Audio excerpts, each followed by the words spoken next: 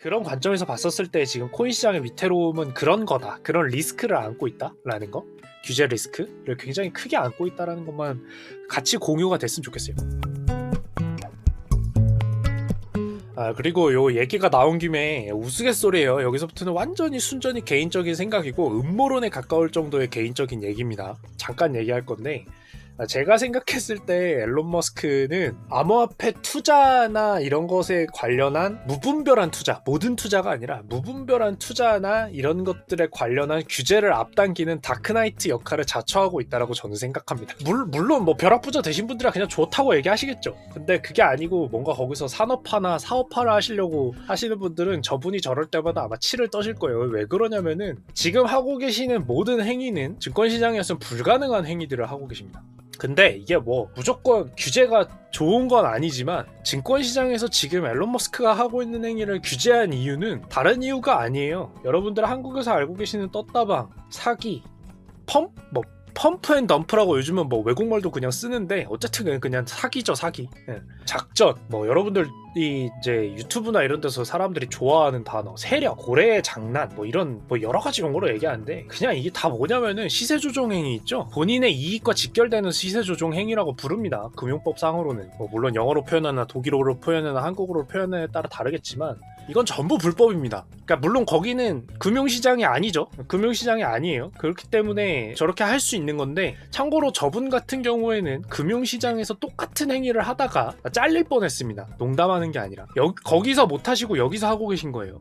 앨런 머스크가 진짜로 악의적인 마음을 정말 1도 안 먹었을 수도 있어요. 이 사람은 그냥 자기가 지지하는 걸 얘기하다가 지냈는데 재무총 책임자가 수익이 나니까 팔았을 수도 있는 거예요. 모르죠. 그거는 제가 알 수 없는 부분이고, 진짜 비꼬는 게 아니라 실제 회사 구조나 이런 것들상 어떻게 된 건지 모르잖아요. 그런 상황이지만 어쨌든 앨런 머스크의 저런 행위를 미리 알고 있는 사람이 만약에 증권시장에서 있었다고 치고, 앨런 머스크가 A라는 주식에 대해서 좋게 얘기할 것이라는 걸 알고 있는 사람과 그 사람이 A 주식이 가격이 올랐을 때 팔면 이 앨런 머스크도 똑같이 수익을 보는 상황에서 앨런 머스크가 지속적으로 이 A 주식에 대해서 긍정적인 영향을 미치는 어떤 발언을 했다? 금융법상 걸립니다.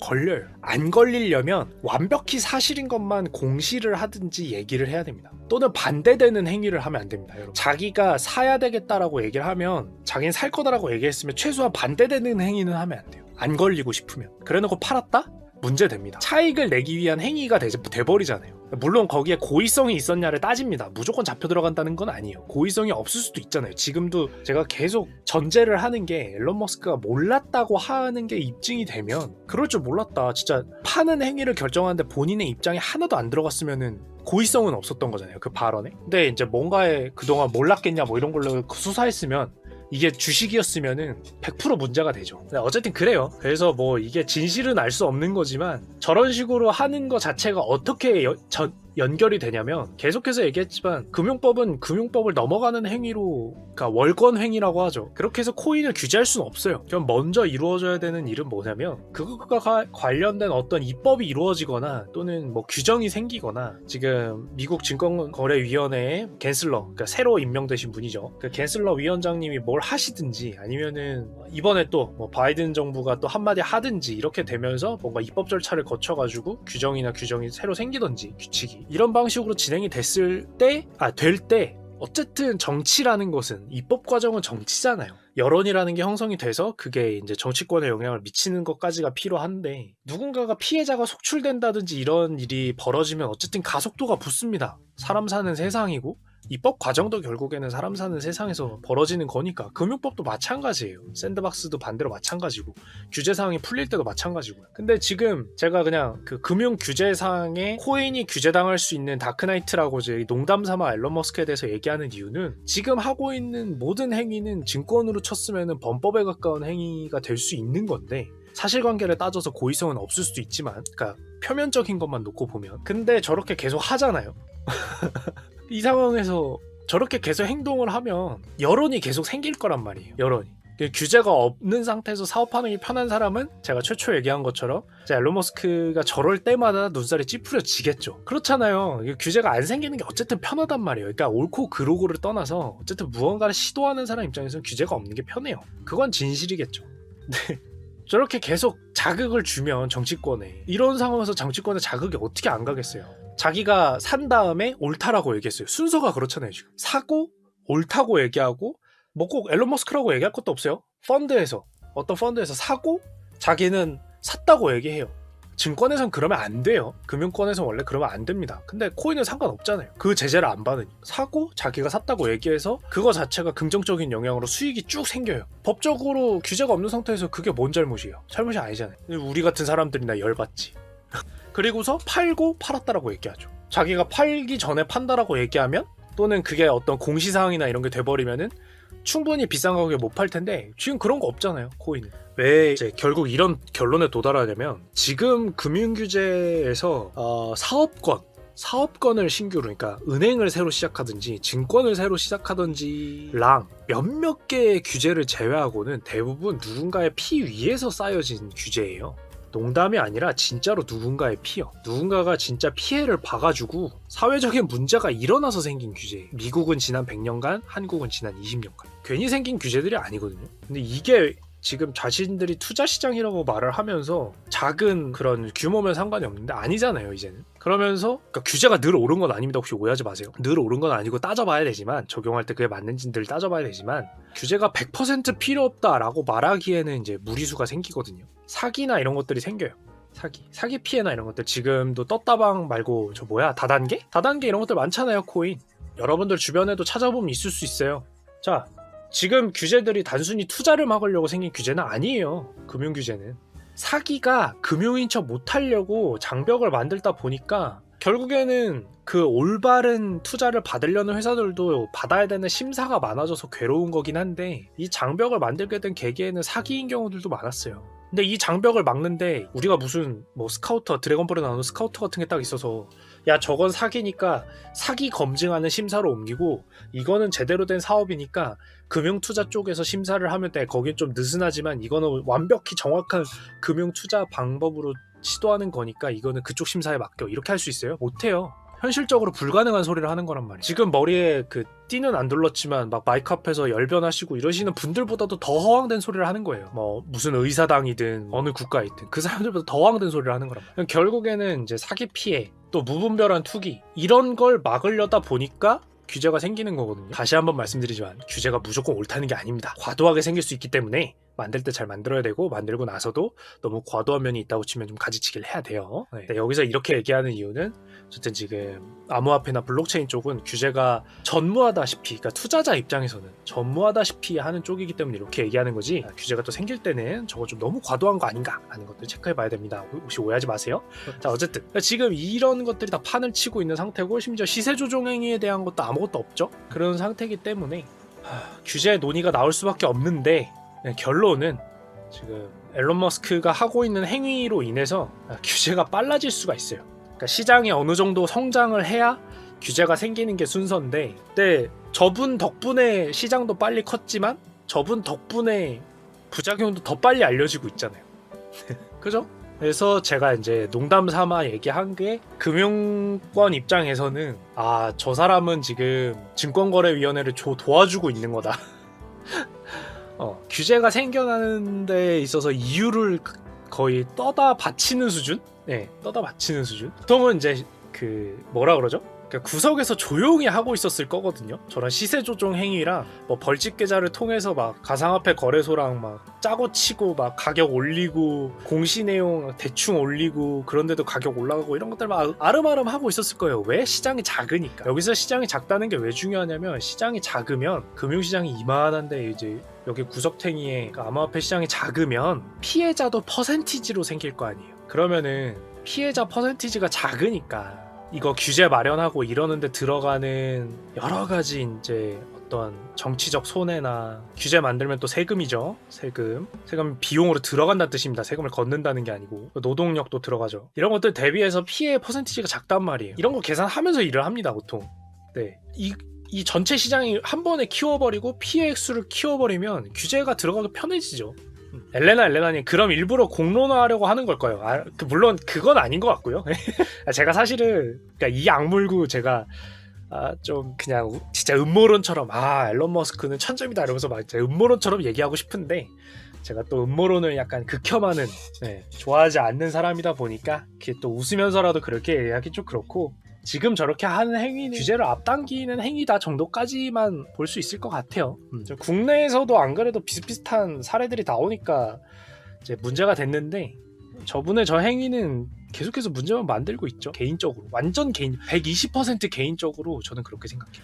그 국내 같은 경우에는 비슷한 사례를 따지자면 뭐가 있냐면, 어떻게 보면 국내가 여파가 더 컸어요. 뭐가 있었냐면은 이제 인터넷 방송을 통한 뭐라 그러죠? 이게 지금 비단 주식뿐만 아니라 코인, 부동산 다 마찬가지입니다. 투자 시장이라고 말할 수 있는 곳들은 전부 영향을 받고 있는 건데, 이게 아까도 얘기했지만 작을 때는 피해 액수도 작기 때문에 무시할 수 있는 거였고 조용히 지나간 거였어요. 없는 게 아니라. 우리가 여러분들 뭐 다 알고 있는 사건 이런 데 나오는 애프리님이 선취매, 그렇죠. 이제 여기다가 이제 선취매까지 하죠. 본인은 미리 사고 방송에서 얘기해서 나중에 갖다 파는 거. 애프리님 선취매우 띄우기 맞아요. 정확히 얘기해 주셨어요. 그러니까 먼저 자기는 사고 방송에서 얘기하면 오를 거 아니까 한다든지 뭐 이런 것들. 근데 꼭 그것뿐만 아니어도 이게 사실은 주식에서는 이렇게 못해요. 주식에서는 왜 그러냐면 금융법이 그런 사례를 지난 몇십 년간 겪었기 때문에 금융법에 이런 거 하지 말라고 있어요. 인터넷 방송만 아니었다 뿐이지. 실제로 이제 사내에서 일을 해보면 컴플라이언스 팀이 이걸 전부 체크합니다. 밖으로 나가는 한마디를 전부 체크해요. 문자, 메시지, 포스터, 이미지, 게시글 전부 체크합니다. 금융사. 그렇게 해야 간신히 소비자가 보호할 수 있다라고 생각하는 영역이라고 해야 되나? 그래요. 제가 이제 그쪽 출신이다 보니까. 그런데 코인은 말할 것도 없죠. 법이 없으니까.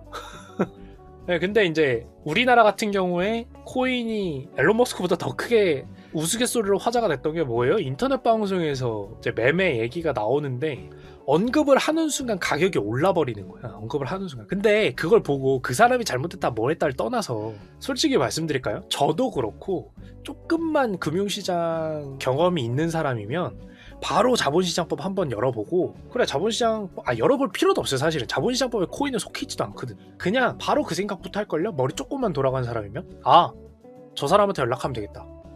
한 번만 언급해달라고, 한 번만 방송 중에 화면 한 번만 띄워달라고 언급해도 성공하는 거예요. 한 번만. 근데 그 사람이 그런 요청을 받았는지 또는 자신이 선취매를 했는지 조사를 하려면 어떻게 해야 돼요? 법이 있어야 돼요. 그러니까 개인을 조사하든 어떤 산업을 조사하든 하려면 법이 있어야 된단 말이에요. 없잖아요. 그러니까 없는 거 뻔히 안단 말이에요. 제가 방금 뭐라 그랬어요? 금융권에서 뭔가를 할 때는 자본시장법부터 뒤져보는 게 순서예요. 그러니까 자본시장법 한 번도 안 열어보고 지금 무슨 뭐 금융에 코인이 뭐 어떻니 뭐니 하는 사람들은 아무 의미 없는 얘기 하고 있는 건데, 뭐 할 수 있니 없냐 얘기하는 거는. 어쨌든 근데 코인은 여기 속하지도 않잖아요. 그러면은 보는 순간 그 생각부터 한다니까요. 인터넷 방송에서 누가 얘기하니까 코인이 오르더라라는 걸 깨닫는 순간 바로 연락하죠. 감이 있는 사람은 바로 연락해. 방송에서 딱 5초만 언급하고 화면 띄워달라. 제재 안 받을 거니. 그래서 이거 결국 어떻게 했어요? 법이 없어가지고. 그나마 되게 똑똑한 거죠. 이거는 경영진이 거래소에서 이런 매매 선동하는 사람을 알려주면 우리가 그 아이디를 막아버리겠다라고 먼저 나섰잖아요. 사기업이. 거래소는 사기업입니다. 지금 코인 사기업이 나섰잖아요. 왜 이런 거예요? 똑똑한 거예요. 그러니까 뻔히 지금 시류대로 가면 규제가 생길 건데, 규제가 생길 때 그런 걸 방치하고 있으면 거래소 입장에서 어떻게 돼요? 무조건 불려가서 질타받고, 질타를 받으면 여러분들 비즈니스라는 게 그거에 대한 질타 딱 받고 끝난 다음에 뭔가 다른 일을 할 때는 그 사람 찾아가서 일할 때 편하고 이래요? 못 그런단 말이에요. 질타받은 게 없고 좀 문제가 없었어야 앞으로 공공기관과 함께 일할 때도 편하고 다음에 뭔가 새로운 사업을 진행할 때도 편하잖아요. 그러면 문제되는 게 최대한 없어야 된단 말이에요. 우리 플랫폼에서는. 플랫폼을 운영한 곳이 그냥 아예 처음부터 해외에다가 법인 설립하고 할 거 아니고서야 한 나라에서 운영하고 할 거면 법적인 문제나 이런 게 미래에 생길 규제더라도 안 만들고 싶잖아요. 그러니까 지금 사기업인 거래소에서 이 사람들 아이디 다 막고 있잖아요. 규제는 실제 존재하지 않는데 사기업이 알아서 막고 있는 이유예요, 이게. 근데 사기업이 이렇게까지 눈치를 볼 수밖에 없는 거라는 건 무슨 뜻이에요? 이게 문제가 될 거라는 생각이 있고, 그 문제가 될 거라는 것 자체가 여론이 형성이 되면 당연히 정치권에서는 이거에 대해서 입법이나 규정에 대해서 카드를 꺼내게 돼요. 당연한 거예요. 신규 비즈니스는 전부 이거를 신경 쓰고 있어요. 대부분 이제 뭐 대기업 입사 또는 그게 당연한 거라고 생각하는 것도 지배하고 있다 보니까 대기업에서 신사업 하는데 굳이 뛰어들어보지 않고서야 이런 부분을 모르지만, 신사업은 전부 이런 것들이랑 싸우고 있는 거란 말이에요. 새로 생기는 규정 또는 없었던 규정이 생기는지, 우리 때문에 어떤 규정이 좀 재해석될 수 있는지 이런 것들이랑 싸우는 거거든요. 근데 지금 이런 거 신경 쓰고 있다라는 거죠. 사기업인 거래소. 왜냐면 여기서 조금만 삐끗하면 궁금하신 분은 그냥 네이버에서 자본시장법 검색해보세요. 자본시장에 관한 법률 이렇게 거기 쭉 보시면 뭐라고 써져 있는지 주식 주식 파생 상품 이런 거에 대해서 하나하나 규제가 다 써져 있어요. 그렇게 해서 소비자를 보호하고 있는 거거든요. 금융. 아코님 하지만 변호사님들은 절대 확답을 안 주시는 그 맞아요. 이제 아시는 분의 얘기인 거예요. 저게 왜 그러냐면 변호사분은 그러니까 법률을 가지고 일하시는 분은 법률이 나오기 전에는 확답을 할 수가 없거든요. 나온 걸 가지고 확답을 하는 거고 그 확답도 이제 그 판례가 있으면 확답이 가능한 거고 판례가 없는 상태로는 어떻게 보면은 이제 확률은 아니고 어떤 걸 가지고 싸우느냐에 그거에 달린 거지 사실은 판례가 없고 법률이 없는 거는 절대 확답을 못 해줘요. 그런 싸움을 하는 곳이란 말이에요. 신규 비즈니스는. 근데 지금 코인이 그런 사업인 거잖아요. 신규 비즈니스잖아. 기존 법안이 하나도 없는 곳. 근데 그런 데서 지금 사건 사고만 계속 터지고 있잖아요. 최근에. 그게 포인트인 거예요. 앨런 머스크는 지금 주식시장이었으면 벌써 시세 조종 관련 혐의로 한 번은 조사받았을 일 하고 있지? 미국에서? 한국에서는 인터넷 방송에서 그냥 아무렇지 않게 자기가 얘기하면 가격 오르니까 그거 사고 있는 거나 가능하지? 그래서 사기업이 간신히 가까스로 막고 있지. 그러니까 규제가 빨라질 수밖에 없는 일을 하고 있는 거거든요. 그래서 앨런 머스크가 저는 개인적으로는 규제를 가져오는 데 힘쓰고 있는 다크나이트다 라고 농담을 제 주변 사람들한테 합니다. 네, 100% 우스갯소리로 한 얘기입니다. 다크나이트 썰은. 그러니까 너무 진지하게 받지 마시고. 제 방송에서는 이제 그런 관점에서 다만 이제 저도 어쨌든 자본시장법을 뒤적이던 사람이고 그런 관점에서 봤었을 때 지금 코인 시장의 위태로움은 그런 거다. 그런 리스크를 안고 있다라는 거. 규제 리스크를 굉장히 크게 안고 있다라는 것만 같이 공유가 됐으면 좋겠어요.